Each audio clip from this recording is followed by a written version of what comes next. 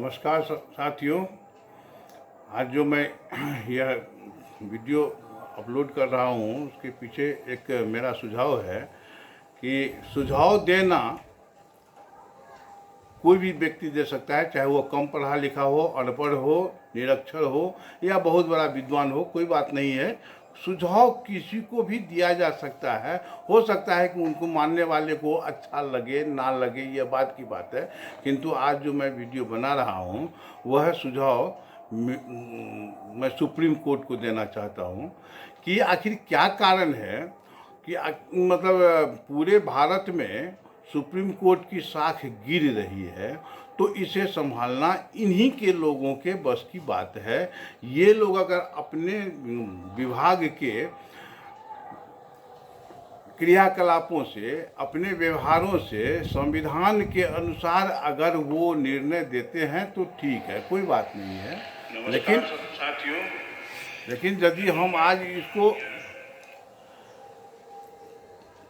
क्योंकि इस भारत में कोई भी हो, चाहे वो अनपढ़ हो, कम पढ़े लिखे हों, न्याय की सामर्थ्य, न्याय की शक्ति, न्याय की सोच सबों में है। और आज का जो यह आजकल का जो यह ट्रेंड चल रहा है कोर्ट का कि बीच के डिसीजन से उठकर चला जाना, बिना कुछ बताए चला जाना, जो मन में आवे वो निर्णय देना, सामान्य जन के लिए ये लगता है क्या कि नहीं, यह कहीं ना कहीं कुछ न कुछ दोष है। तो हम एक सुझाव देना चाहते हैं कि अगर आप इसे नहीं संभालेंगे तो कोई नहीं संभाल पाएगा। आखिर आपके नाम के पहले माननीय लगाया जाता है कि माननीय न्यायालय, माननीय न्यायाधीश, माननीय कोर्ट, माननीय जज। लेकिन लगता है कि आज भारत में न्यायालय, न्यायाधीश, न्याय नहीं है। अब आजकल सिर्फ एक ही ट्रेंड चला है कि जज और जजमेंट, जज और कोर्ट। अब कोर्ट और जज में और न्यायालय और न्यायाधीश में क्या अंतर है, ये मैं अपनी बुद्धि के अनुसार कुछ सुझाव देना चाहता हूँ। और वह सुझाव ये है कि आप देखते हुए कहीं यूट्यूब पर या फेसबुक पर कोई डांस प्रतियोगिता चल रहा है और उस डांस प्रतियोगिता में 2-4 जज बैठे होते हैं। किस डांस वाले को कितना मार्क दिया जाए उस जज के विवेक पर निर्भर करता है कि उन्हें कितना अच्छा लगा और वो कितना मार्क देना चाहते हैं। कोई 8 दे देते हैं, कोई 10 दे देते हैं, कोई 9 दे देते हैं, कोई फिर 10 दे देते हैं, और उसके आधार पर उसका कैलकुलेशन होता है। तो यह हुआ जज, जो जजमेंट करता है कि हमारे दृष्टिकोण से ये ठीक है। लेकिन न्याय यह नहीं हुआ। न्याय का अर्थ है कि उसमें जो उचित गुण है, उसमें जो दोष है, उसके गुण अवगुणों की चर्चा करते हुए उन्हें न्याय दिया जाता है, जो न्याय भय, निष्पक्ष और किसी भी प्रकार के दबावों से मुक्त होता है। तो आज अगर प्रधानमंत्री को गाली दिया जाए, राष्ट्रपति को गाली दिया जाए या अन्य गवर्नर को गाली दिया जाए, मुख्यमंत्री को गाली दिया जाए, तो यह सब चल सकता है। और यही कोर्ट कहता है, यही जज लोग कहते हैं कि अभिव्यक्ति की स्वतंत्रता है। और अगर आपके नाम के पहले माननीय नहीं लगाया जाए तो यह अपमान की स्वतंत्रता है। क्या है ये समझ में नहीं आ रहा है कि एक तरफ हम दूसरे के अपमान को अभिव्यक्ति की स्वतंत्रता मानते हैं। भारत माता का अपमान हो तो इसे हम अभिव्यक्ति की स्वतंत्रता तो मान लेते हैं, लेकिन न्यायालय का अपमान हो तो यह अभिव्यक्ति की स्वतंत्रता में नहीं आता है। तो इस गरिमा को अगर आप बचाए रखना चाहते हैं तो आपको अपने ऊपर कुछ न कुछ डिसीजन लेना होगा। अब हम 1-2 पॉइंट का वर्णन करते हैं कि यदि आज समस्त कोर्टों में करोड़ के करोड़ मिला करके, सभी कोर्ट को मिला के करोड़ के करोड़ केस हैं जो पेंडिंग रखा जाता है, जिस पर केवल डेट तारीख पर तारीख दिया जाता है, तो यह उतना ही दुखद है कि अभी हमको न्याय की तत्क्षण आवश्यकता है और मिले हमको 10 वर्ष के बाद, 15 वर्षों के बाद न्याय रह नहीं जाता है, वो अन्याय के समान हो जाता है। अब अगर हम किसी नेताजी के लिए हम सभी मानदंडों को ताक पर रख दें और उनके लिए हम मनमाना न्याय करें या मनमाना जजमेंट करें, तो यह न्यायालय का कार्य मेरे दृष्टिकोण से बिल्कुल ही उचित नहीं है। और किसी बैड एलिमेंटों के लिए, विशेष रूप से आतंकवादियों के लिए, विशेष रूप से गलत प्रकार के नेताओं के लिए 8 बजे सुबह में कोर्ट खुल जाना, 12 बजे रात तक न्याय की प्रक्रिया चलना, 2 बजे रात में कोर्ट खोल देना, यह मुझे नहीं लगता है कि यह सार्थक आपका पहल है। क्या सामान्य जन के लिए ऐसा कभी हुआ है? इतिहास से लेकर अब तक, भविष्य में होगा? सामान्य जन जिन्हें न्याय की सख्त आवश्यकता आज है और अभी है, क्या यह सामान्य जन के लिए 12 बजे रात में, 2 बजे रात में कोर्ट खुल सकता है? क्या यह अन्याय नहीं है कि एक सामान्य व्यक्ति 20 वर्षों से, 15 वर्षों से, 18 वर्षों से, 5 वर्षों से, 4 वर्षों से केस लड़ रहा है और उसे सिर्फ तारीख पर तारीख दी जा रही है?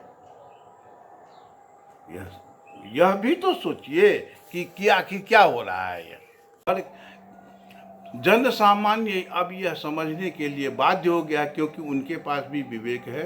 हमारे पूर्वज जिन्हें लोग अनपढ़ और निरक्षर कहा करते थे, वो लोग भी पंचायती करते थे। इसी जज के पिता हो या पितामह हो, वो भी टोले पड़ोसी समाज में एक न्याय किया करते थे कि नहीं, ये कार्य उचित है कि नहीं है, इसमें कहीं से कोई दबाव नहीं होता था। यदि किन्हीं को अगर इसमें संदेह है तो एक पंच परमेश्वर है, इनका लिखा हुआ, लेखक का नाम है प्रेमचंद का लिखा हुआ है कि पंच परमेश्वर, तो इसे प्राय सभी पढ़े होंगे और यही पढ़ के हम लोग अपने को शिक्षित कहलाए। तो न्यायमूर्ति न्याय करते हैं, जज मूर्ति नहीं होता है। और जज मूर्ति अपने विवेक से डिसीजन देते हैं कि कोई भी महिला किसी भी महिला से विवाह कर ले, कोई भी पुरुष किसी पुरुष से विवाह कर ले, एक महिला का 6 अतिरिक्त और संबंध हो यह सब एक मन पसंद। यदि आपको यह पसंद है तो आपने पूरे देश पर थोप दिया। चलिए, बहुत ही बढ़िया बात है। यह कोर्ट और जज का खेल क्या न्याय और न्यायालय में नहीं, न्यायाधीश और न्यायालय में नहीं परिणत हो सकता है? अगर हमारे पास संविधान का, आईपीसी का, नियम और कानून का भले ही अक्षरशः ज्ञान न हो, पृष्ठशः ज्ञान न हो, धारा वाइज धारा हमको ज्ञान न हो, इसका अर्थ ये नहीं होता है कि हम न्याय नहीं जानते हैं। इसका अर्थ यह कदापि नहीं है कि किसी को न्याय मिले और किसी को न मिले और हम सहन करते जाएं। अगर हम आपके सम्मान में इसको सहन करते जा रहे हैं तो यह भी एक अपमान का विषय है।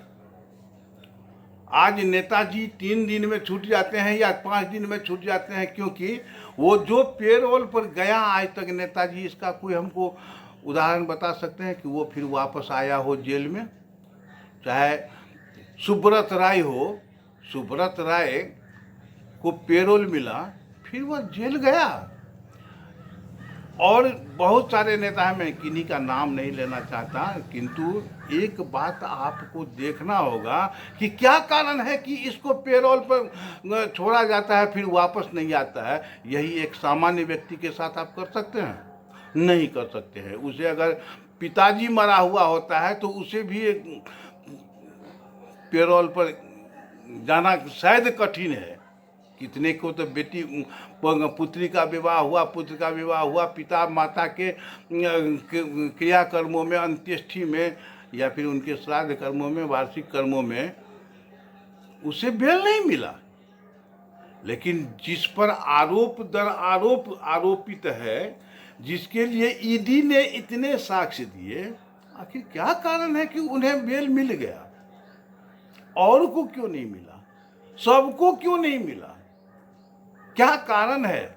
जन सामान्य के मन में आपके प्रति अब श्रद्धा नहीं, एक अन्याय का भाव जग रहा है कि नहीं, ये लोग पैसा का खेल करते हैं और पैसे पर जो मन में आवे वो अपना काम करते हैं।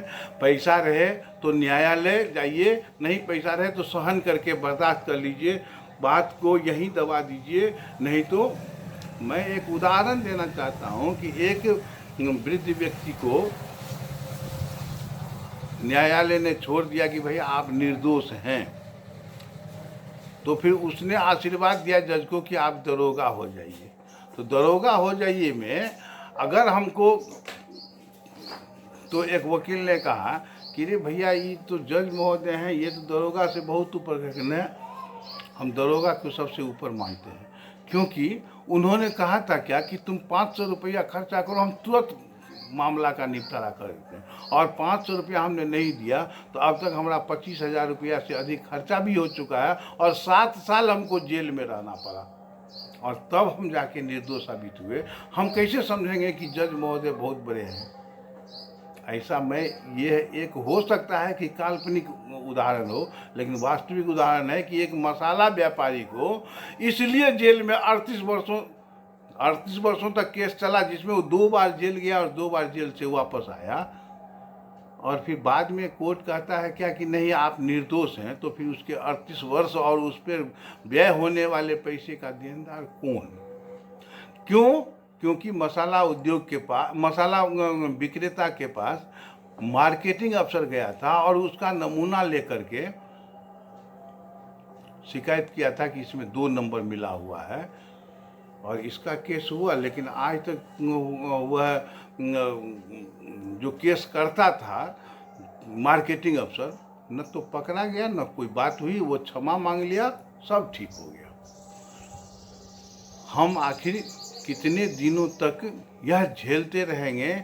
भविष्य में, आने वाले भविष्य में हमको न्यायाधीश और न्यायालय से न्याय मिल पाएगा कि नहीं मिल पाएगा, यही मेरा सुझाव है। अब हम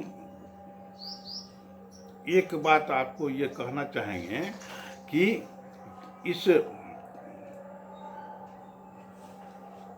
सुझाव के क्रम में हो सकता है कि मेरा सुझाव बिल्कुल ही व्यर्थ हो, निरर्थक हो, अमान्य हो, किंतु ऐसा सिर्फ एक मेरा कहना नहीं है कि मैंने वीडियो बना दिया।